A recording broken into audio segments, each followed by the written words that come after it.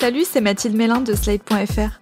Si vous avez cliqué sur cet épisode, c'est qu'a priori, vous aimez les bons podcasts. On sait que c'est pas toujours simple de trouver des podcasts cool à écouter. Du coup, chez Slate, on a décidé de réunir nos podcasts préférés au même endroit pour vous faire découvrir des programmes que vous pourriez aimer. Notre plateforme d'écoute s'appelle Slate Audio. Et entre nos sélections thématiques, nos critiques et notre moteur de recherche, vous avez toutes les chances de découvrir votre nouveau podcast préféré. Rendez-vous sur Slate Audio et bonne écoute. Slate Podcast.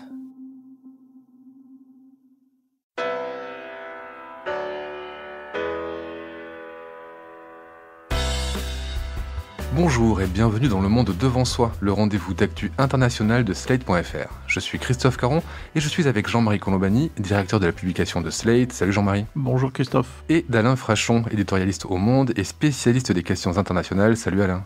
Salut Christophe. Avec nous cette semaine, Ariane Bonzon, journaliste et grande connaisseuse de la Turquie. Salut Ariane. Bonjour à tous les trois. C'est une image qui a fait le tour de l'Europe, celle du président turc Erdogan et du président du Conseil européen, le belge Charles Michel, qu'on voit prendre place en majesté sur 2 fauteuils dans une des salles du palais présidentiel turc. Alors aucun problème a priori, si ce n'est qu'ils ne sont pas seuls, puisqu'ils sont accompagnés de la présidente de la Commission européenne, Ursula von der Leyen. Elle aussi fait partie de la réunion, mais sa place n'est visiblement pas à côté des hommes. Interloquée et après avoir manifesté son étonnement, elle finira par s'asseoir en retrait sur un canapé à quelques mètres des 2 dirigeants et au même niveau que le ministre turc des Affaires étrangères. Et c'est cette image donc qu'on retiendra de la réunion entre Turquie et Union européenne, les vives réactions à ce qui est perçu comme un geste sexiste du pouvoir turc, éclipsant le contenu même de la rencontre. Alors depuis, Ankara a fait savoir qu'elle n'avait fait que suivre le protocole européen et que la disposition des participants aurait été la même si la présidente de la Commission européenne avait été un président. Alain, pouvez-vous nous expliquer ce protocole européen que j'ai découvert à l'occasion de ce couac et je pense ne pas être le seul? Je crois que, à cette occasion, en tout cas, on ne peut pas incriminer le grand sultan. La question du protocole international, lorsqu'il y a une présence de l'Union européenne incarnée à l'invitation d'un pays, c'est la Turquie qui a souhaité reprendre ce dialogue, c'est elle qui a invité Charles Michel, le président du Conseil, et Ursula von der Leyen, la présidente de la Commission. Dans ce cas-là, le protocole est discuté entre les 2 parties. Mais pour ce qui est de l'Union européenne, je me fie à l'opinion du plus grand des juristes de l'Union européenne, Jean-Claude Piris, et qui dit « Voici l'ordre de préséance de la représentation de l'Union européenne à l'étranger comme à Bruxelles. Numéro 1, le ou la présidente du Parlement européen. Numéro 2, la personne qui assure la présidence permanente du Conseil. Numéro 3, celle qui est le chef de gouvernement ou le président de la présidence tournante du Conseil européen. Et enfin, numéro 4 seulement, la Commission. Ce qui n'est pas extraordinaire, puisque la Commission, c'est l'exécutif. La Commission ne décide pas, elle applique. Alors, elle a une assez large marge d'application, mais elle applique. Donc, on ne peut pas accuser, en l'espèce, la Turquie d'avoir organisé une sorte de piège qui reflèterait de manière institutionnelle, quasiment institutionnelle, une position sexiste ou d'inégalité concernant les femmes. Ce qui est bizarre, c'est que cette salle de réunion, au moment où les 2 protocoles se sont mis d'accord, elle a dû être visitée par le représentant de l'Union européenne à Bruxelles, avant que la visite n'ait lieu.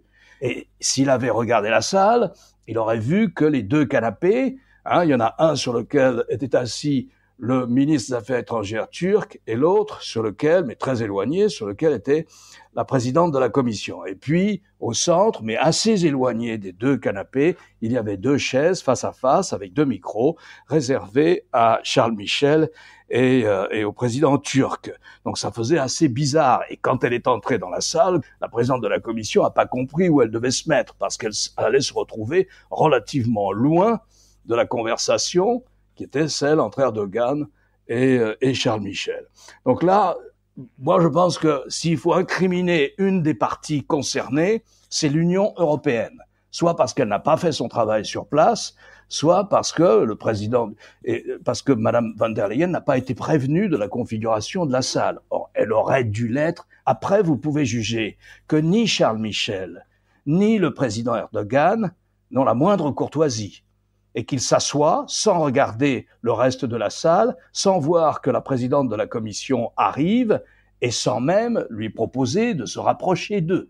Oui, moi je veux bien admettre qu'il y a une faute de la part du protocole de l'Union européenne qui n'a pas fait son travail correctement, qui n'a pas prévenu, ainsi de suite, mais il y a aussi la coutume, et je pense que si on veut vraiment mesurer ce qu'a été l'attitude d'Erdogan, je ne sais pas ce qu'en pensera Ariane, c'est tout simplement le précédent. Ce n'est pas la première rencontre entre Européens et Turcs.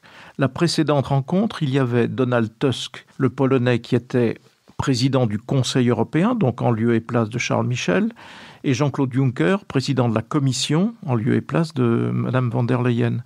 Comment les choses étaient-elles organisées ? De façon très simple et très normale. Il y avait au centre de la pièce 3 fauteuils, côte à côte, et chacun étant à égalité de capacité de discussion avec Erdogan.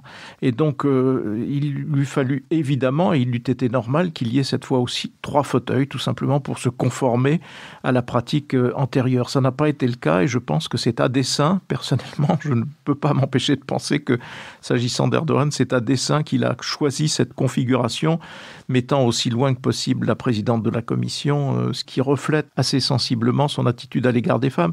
Ça survient d'ailleurs quelques jours seulement après que l'on ait appris que la Turquie sortait de l'accord européen sur la protection, ou plus exactement sur la lutte contre les violences faites aux femmes.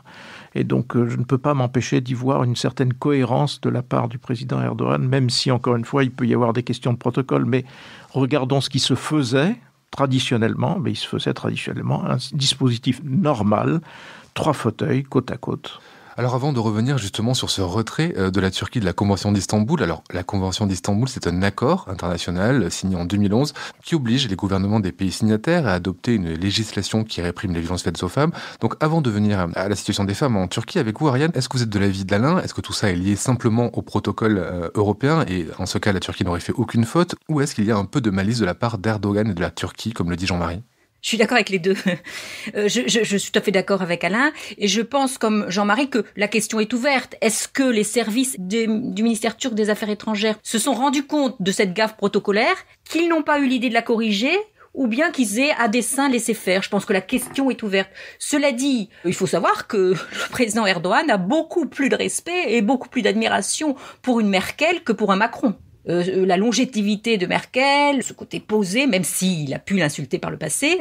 Donc, en termes de politique, je suis pas absolument sûre qu'il faut y voir du sexisme de la part du président Erdogan dans cette histoire-là. Mais au-delà de cet événement, Ariane, est-ce que vous pouvez nous parler de la place des femmes en Turquie ? Le président Erdogan a donc signé un décret pour se retirer de la Convention d'Istanbul. D'ailleurs, ce décret est un peu contesté par un certain nombre de juristes. On considère qu'il n'a pas le droit comme ça de se retirer d'un traité international. Sur le plan des violences, il y a quand même 300 femmes, selon une association Alto Féminicide, 300 femmes assassinées par des hommes de leur entourage pour l'année 2020, et plus d'une centaine qui ont perdu la vie dans des conditions pas claires. Alors qu'est-ce que ça veut dire des conditions pas claires ? Tout le monde a entendu parler de ces fameux crimes d'honneur. Vous savez, quand une femme flirte avec un garçon, ou que elle désobéit, elle échappe à l'autorité du père, pour laver l'honneur de la famille qui est atteinte, on charge souvent un frère, un oncle d'assassiner cette jeune femme. Tout ça d'ailleurs avec l'accord des mères aussi. Il faut pas croire que c'est une décision seulement patriarcale. Et comme il y a la législation s'est durcie, maintenant il y a quelque chose de nouveau, c'est-à-dire qu'on enferme les filles dans une pièce avec de la mort au rat,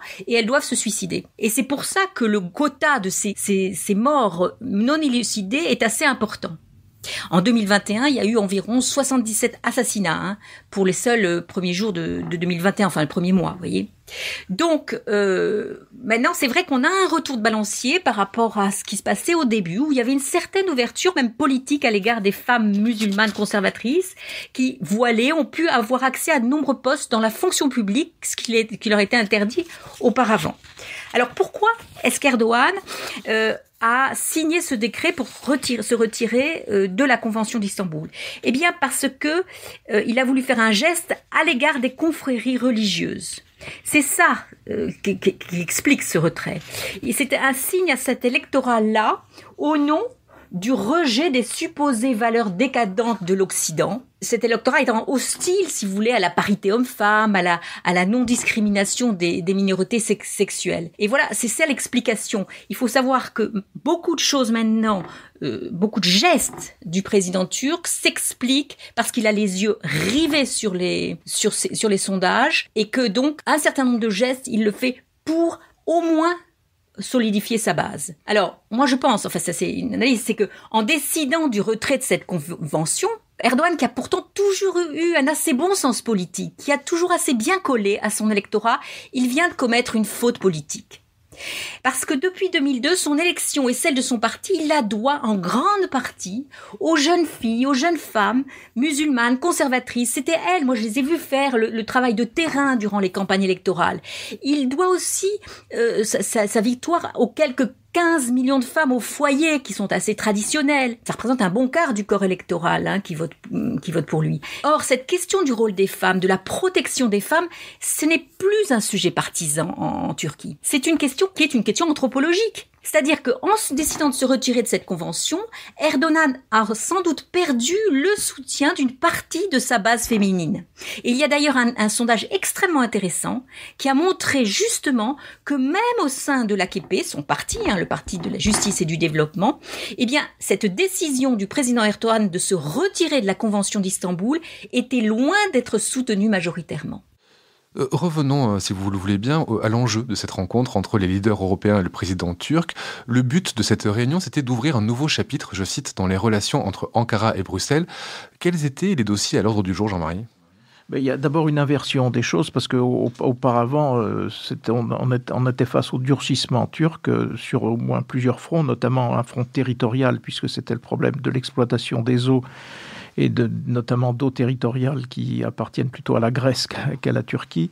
Il y a évidemment toujours la question pendante des réfugiés. Puis il y a aussi l'épisode libyen où les Turcs sont intervenus alors que c'était un peu contraire aux intérêts européens. Et d'ailleurs, on le voit aujourd'hui avec Mario Draghi à la tête de l'Italie qui renoue aussitôt avec la Libye pour bien montrer de quel côté doivent se faire les choses.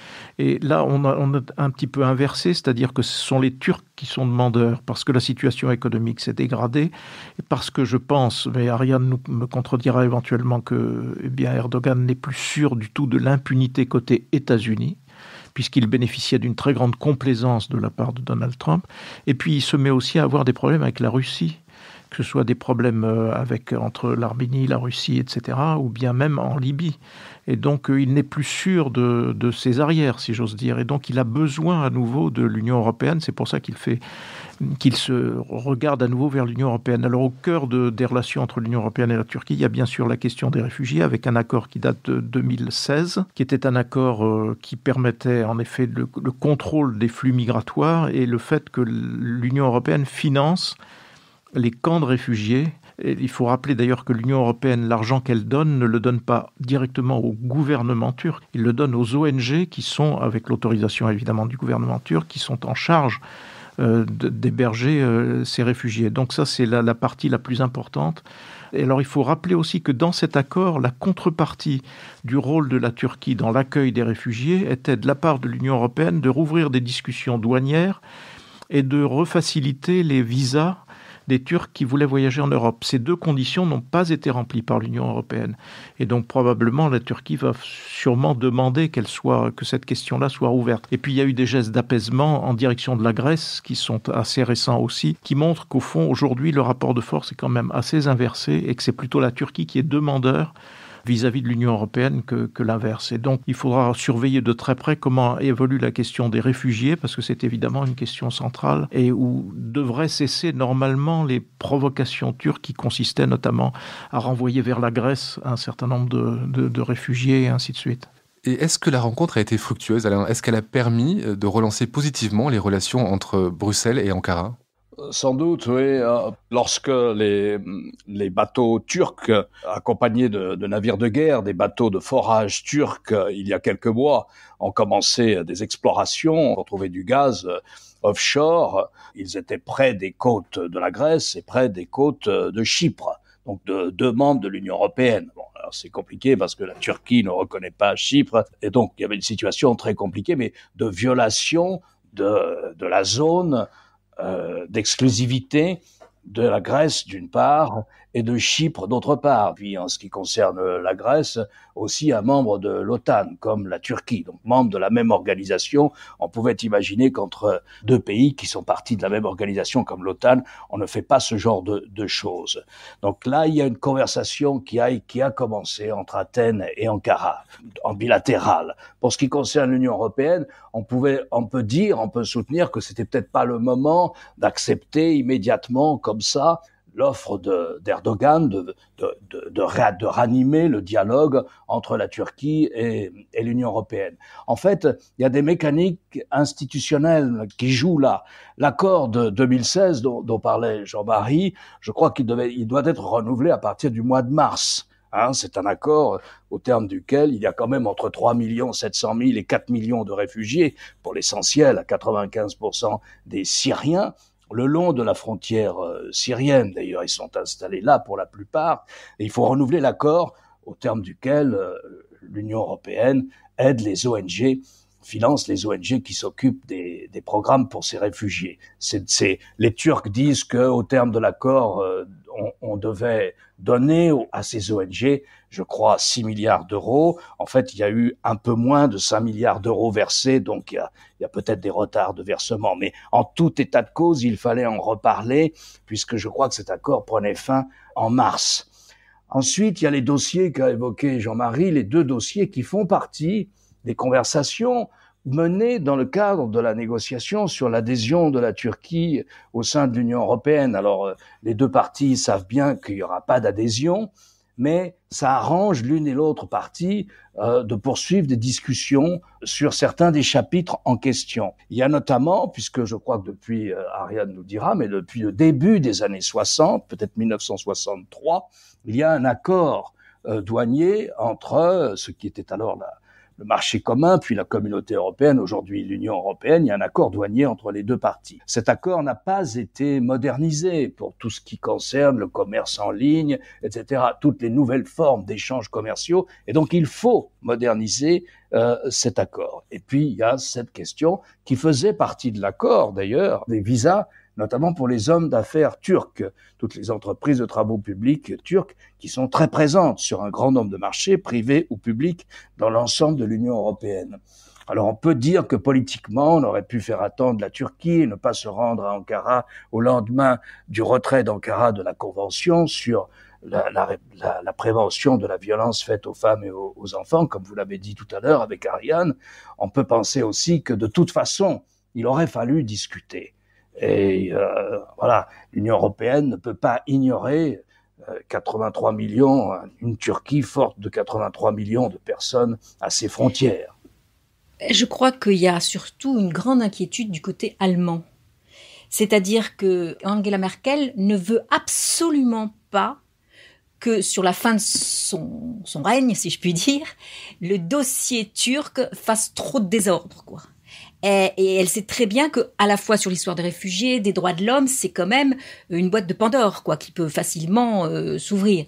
Donc, je pense qu'il y a une volonté vraiment de calmer le jeu avec la Turquie de la part de l'Allemagne, qui s'oppose en ce sens à la France. Donc ça, je crois que c'est très important de comprendre ça, et c'est ça qui peut donner aussi l'impression parfois d'une certaine, peut-être pas aveuglement, mais le laisser faire, quoi. Et donc, il faut vraiment prendre en compte cette dimension allemande. N'oubliez pas qu'il y a quand même 3,5 millions de Turcs ou de germano-turcs en Allemagne. Ça, c'est le premier point. Je suis tout à fait d'accord. L'élément clé, ça va être la renégociation de cet accord qui avait d'ailleurs été négocié essentiellement par Angela Merkel, cet accord sur les réfugiés qui avait été négocié en mars 2016. Et il y a 3 éléments dont on va énormément entendre parler. C'est, comme vous l'avez dit, le renforcement de l'union douanière qui a été signé en 1996, l'union douanière, la liberté de circulation, et au-delà même des hommes d'affaires, ce qui est demandé, c'est pour tous les Turcs. Alors, il faut savoir qu'il y avait eu 72 conditions qui avaient été établies, et ces 72 conditions sont loin d'être respectés par la Turquie parce que la plupart sont liés au respect de l'état de droit. Et puis le troisième point, c'est la relance des négociations. En mars 2016, les Allemands s'étaient engagés, enfin l'Union européenne à travers l'Allemagne, s'était engagée sur la relance des négociations. Donc ça, on va en entendre beaucoup parler. Pourquoi ? Parce que quand on regarde les sondages, on se rend compte que certes, le sentiment pro-européen des Turcs n'est plus de 70% comme il l'a été au début des années 2000, dans la première décennie, mais il reste assez important. Et donc, il faut bien prendre en conscience que pour Erdogan quand même, qui est très soucieux de sa popularité, je l'ai expliqué tout à l'heure, il ne peut pas comme ça balancer l'Union européenne. Alors certes, auprès d'un certain électorat, il va se positionner en anti-européen, anti-occidental, etc. Mais il y a toute une partie quand même qui reste, et même dans son camp, qui reste quand même assez intéressée par ce que pourrait offrir en tout cas une meilleure relation avec l'Europe. Mais on est bien d'accord que l'intégration de la Turquie d'Erdogan dans l'Union européenne, c'est une vue de l'esprit. Mais ça reste un levier, c'est d'ailleurs pour ça que aucun des deux partis ne l'abandonne. Ça reste un levier, un jeu diplomatique, un jeu dans les négociations. Oui, ça restera une histoire non écrite parce que la France, d'ailleurs, est désormais le premier opposant à toute intégration, toute marche en avant de la Turquie vers l'Union européenne, en tout cas vers l'organisation européenne. Juste un petit mot, puisque Ariane a fait allusion aux germano-turcs, BioNTech, la découverte du vaccin, c'est un couple d'Allemands d'origine turque. Donc on leur doit à cela beaucoup. Et donc c'est en même temps l'illustration de la réussite d'une politique allemande d'accueil et d'intégration de gens d'origine turque, comme aujourd'hui désormais de gens d'origine syrienne. Jean-Marie, Ariane a rappelé la prudence avec laquelle Angela Merkel traite la Turquie. Il y a un dirigeant européen qui a pris beaucoup moins de gants. Ce dirigeant, c'est Mario Draghi, le président du Conseil italien, qui a qualifié Erdogan de dictateur. Pourquoi a-t-il fait ça ? Mais parce qu'il le pense et qu'il ne s'interdit pas de dire ce qu'il pense. Et je pense que justement, ce qui est intéressant avec Mario Draghi, c'est qu'il donne un autre visage de l'Italie. D'abord, c'est le retour de l'Italie sur la scène européenne, mais pas seulement. C'est le retour de l'Italie comme acteur politique de plein droit. Et je pense qu'il donnera la main de ce point de vue-là à tous ceux qui veulent faire pression sur la Turquie pour un meilleur respect des droits de l'homme. Juste une parenthèse, le premier déplacement de Mario Draghi, chef du gouvernement italien, à l'extérieur de l'Italie, ça a été pour la Libye, pour rendre visite au gouvernement libyen, gouvernement, disons, celui qui est reconnu internationalement. Et donc voilà, ça s'inscrit tout à fait dans cette nouvelle phase de la politique italienne. Oui, si je puis me permettre, pour aller dans le sens de Jean-Marie, c'est effectivement la Libye pour les Italiens qui est le président Macron lui-même, l'autre jour dans une interview qu'il a donnée à France 5, a dit que ce qui l'inquiétait le plus, c'était ce qui se passait en Libye. Et les Italiens sont bien placés aussi pour s'inquiéter. Parce que quelle est la grande crainte de l'Europe ? C'est que ce qui s'est passé avec les réfugiés syriens se reproduisent avec les réfugiés subsahariens, enfin libyens subsahariens, et là, ça ne sera pas à des milliers de kilomètres de l'Europe, mais bien de l'autre côté de la Méditerranée. Donc il y a cette inquiétude de voir que la présence turque, qui est importante, et quand les Turcs s'installent quelque part, ils sont loin d'en partir très vite, on l'a vu à Chypre, la présence turque en Libye puisse leur donner de nouveau ce levier sur des réfugiés, cette fois-ci subsahariens, qui pourraient déferler sur l'Europe. Je pense que la réflexion de Draghi est aussi liée à cette inquiétude. Alain, est-ce que Erdogan peut se servir justement des dissensions entre certains leaders européens, comme on peut le voir avec Merkel et Draghi, pour mener à bien ces négociations ? Sans doute, oui, ça fait partie du dossier turc, si vous voulez, ça fait partie, l'aspect politique de cette visite qui nous occupe aujourd'hui, elle est là. Est-ce qu'il fallait que l'Union européenne aille à Ankara au moment où un des députés, par exemple, je crois même un des dirigeants, vice-président du parti HDP, qui est un parti de centre-gauche pro-kurde, vient d'être condamné à une peine de prison effective de 2 ans et demi pour une petite phrase irrespectueuse. Est-ce que on va à Ankara alors que le nombre de prisonniers politiques ne cesse d'augmenter ? Est-ce qu'on y va alors que tous les maires kurdes ont été démis de leur fonction? Est-ce qu'on y va alors qu'il y a une procédure législative destinée à quasiment à interdire cette formation politique, le HDP, qui doit être la deuxième ou la troisième force au Parlement?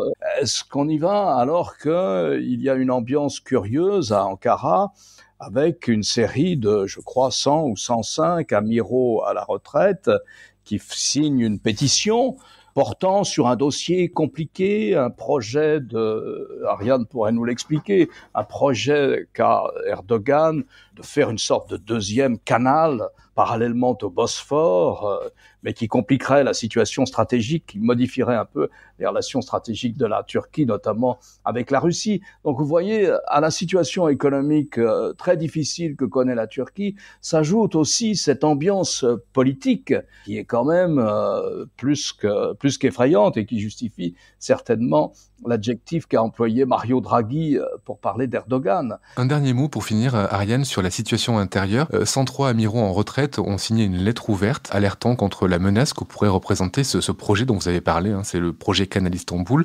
Au lendemain de la publication de la lettre, une partie d'entre eux était arrêtée. Vous avez aussi évoqué ce député condamné à 2 ans et demi de prison. Erdogan a évoqué une tentative de coup d'État politique. Alors, est-ce qu'il a raison de se méfier de l'armée ?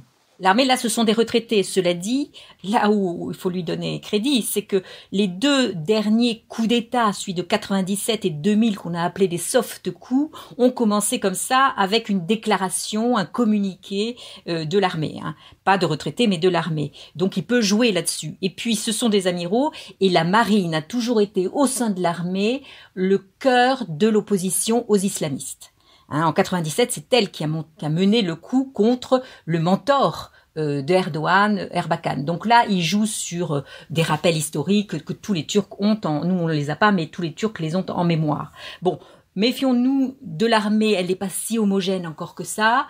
Je crois que ce qui est très important, c'est, et je le redis, il est paniqué un petit peu, Erdogan, actuellement. Il voit sa base s'effriter, et c'est pour ça que le terme de dictateur, certes, est justifié, mais on n'est quand même pas en Russie. Il y a quand même un jeu électoral, il y a une soif de voter en Turquie. Il sait très bien qu'il ne va pas pouvoir, il va lancer des grandes manœuvres électorales, il a déjà commencé à faire des redécoupages, des circonscriptions électorales, on sait mais si il y a 2 ou 3 points, il peut récupérer ça par des manœuvres, mais si le différentiel est trop important, il risque de perdre les élections. Et les élections ont lieu en 2023 et il ne peut pas se permettre de les perdre. D'abord, parce que s'il les perd, il est à peu près sûr de perdre d'abord son immunité, évidemment, et puis d'avoir des grands procès pour corruption, pour un certain nombre de choses qui apparaissent peu à peu. Et puis la seconde raison, c'est que 2023, sur le plan symbolique, c'est le centenaire de la République, et le président Erdogan veut, si vous voulez, fêter ce centenaire, peut-être même instaurer une seconde république pour enfin confirmer, si vous voulez, son rôle à l'égal de Mustafa Kemal Atatürk, qui était le fondateur de la République. Donc, il faut vraiment lire beaucoup de choses qui se passent à la lumière de cette volonté de confirmer sa position et de ne surtout pas perdre. Il n'en est même pas à essayer de regagner d'autres voix. Là, il veut pas que sa base s'effrite. Et c'est ça qui est très, très important. Et c'est pour ça, parfois, par exemple, l'interdiction du HDP, il faut savoir que 66% de la population soutient cette interdiction du parti pro-kurde. Alors l'idée, c'est de dire, pourquoi est-ce qu'on interdit ce parti ? C'est parce qu'on l'accuse d'être, si vous voulez, la branche politique du PKK. Ça n'est pas totalement infondé, mais on ne peut pas le généraliser non plus. Et d'ailleurs, en faisant toute cette politique de répression vis-à-vis des cadres du HDP, Erdogan joue justement le raidissement, l'extrémisme. Donc c'est lui qui nourrit aussi ce positionnement un peu extrême du HDP parfois. Par exemple, en interdisant le HDP, il ne va pas perdre des voix. Et c'est aussi pour ça qu'il le fait. Et en vérité, le plus important pour lui, ça sera quoi ? C'est pas toutes ces manœuvres politiques, c'est l'économie. Donc effectivement, en tendant la main avec l'Europe, il peut espérer un retour des investisseurs, mais c'est pas gagné. En tout cas, s'il veut un conseil pour se perpétuer à la tête de l'État turc, Il y a un bon connaisseur de la façon dont on se perpétue au pouvoir, c'est Vladimir Poutine, donc il peut aller voir en Bien Russie, sûr. prendre conseil en Russie. Qui vient d'arranger, je crois, la Constitution. Le coup, pour et pouvoir... qui est quasiment président à vie. Merci Ariane de nous avoir accompagnés pour cet épisode du Monde devant soi.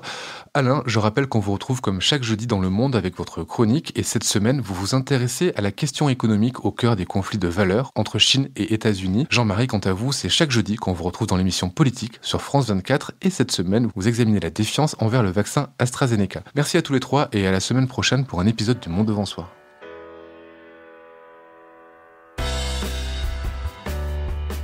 Vous venez d'écouter Le Monde devant soi, un podcast Slate.fr à retrouver tous les samedis matins sur Slate.fr ou sur votre application de podcast préférée. Si vous avez aimé, n'hésitez pas à vous y abonner et à nous mettre 5 étoiles.